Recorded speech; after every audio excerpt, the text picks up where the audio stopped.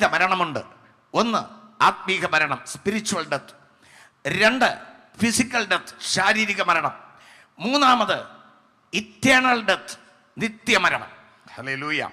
അപ്പോൾ ആ ഏദേനിൽ വെച്ച് ലഭിച്ചത് ആത്മീക മരണം. ഈ ആത്മീക മരണമാണ് നിത്യമരണത്തിലേക്ക് നയിക്കുന്നത്. Praise the Lord. അപ്പോൾ ആത്മീക മരണം ഏദേനിൽ വെച്ച് സംഭവിച്ചു.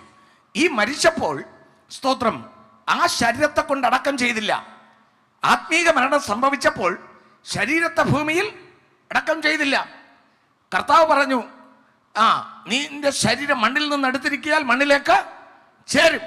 പക്ഷേ ആത്മീക മരണം സംഭവിച്ചപ്പോൾ ആ തേജസ് നഷ്ടപ്പെട്ടപ്പോൾ അവനെ മണ്ണിൽ അടക്കം ചെയ്തില്ല. ഇപ്പോൾ അവർ ഓടി ഒളിച്ചു. ആദമേ നീ എവിടെ? ഞങ്ങൾ നഗ്നരാഗം കൊണ്ട് ഒളിച്ചിരിക്കുന്നു. വിളിച്ചു, ശപിച്ചു. അപ്പോഴാണ് ആ ശാപം മനുഷ്യൻ ഉണ്ടായി. ഫിസിക്കൽ ഡെത്ത് ഉണ്ടാകുവാൻ വേണ്ടി ദൈവം ശാപം കൊടുത്തത്. ആമേൻ. നീ മരിച്ച പൊടിയിലേക്ക് ചേരും, നിന്നെ മണ്ണിൽ നിന്ന് എടുത്തിരിക്കാൻ മണ്ണിലേക്ക് തിരികെ ചേരും എന്ന്. ഹല്ലേലൂയ. ബൈബിളിൽ പറയുന്നു അങ്ങനെ രണ്ടാമത് വന്നതാണ് ശാരീരിക മരണം.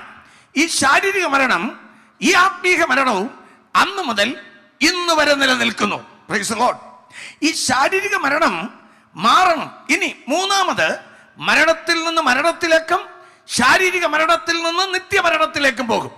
അപ്പോൾ ആത്മീകമായി മരിച്ചവൻ അതിൽ ഉദ്ധാരണം പ്രാപിക്കാതിരുന്നാൽ അവൻ ശാരീരിക മരണത്തിലേക്ക് പോകും, അടുത്ത് നിത്യമരണത്തിലേക്ക് പോകും. നിത്യമരണം ഏതാണ്? വേദപുസ്തക വചനത്തിൽ പറയുന്നു, ജീവന്റെ പുസ്തകത്തിൽ പേരെഴുതി കാണാത്ത ഏവനെയും തീപ്പൊയ്കൾ തള്ളിയിടും. ഈ തീപ്പൊയ്ക രണ്ടാമത്തെ മരണം. ഹല്ലേലൂയ. ആരായാലും ശരി, ജീവന്റെ പുസ്തകത്തിൽ പേരെഴുതി കാണാത്ത ഏവനെയും തീപ്പൊയ്കൾ തള്ളിയിടും. ഈ തീപ്പൊയ്ക രണ്ടാമത്തെ മരണം. അപ്പോൾ ആത്മീക മരണം, അത് മുഖാന്തരം ശാരീരിക മരണം, അതിനെ തുടർന്ന് നിത്യമരണം.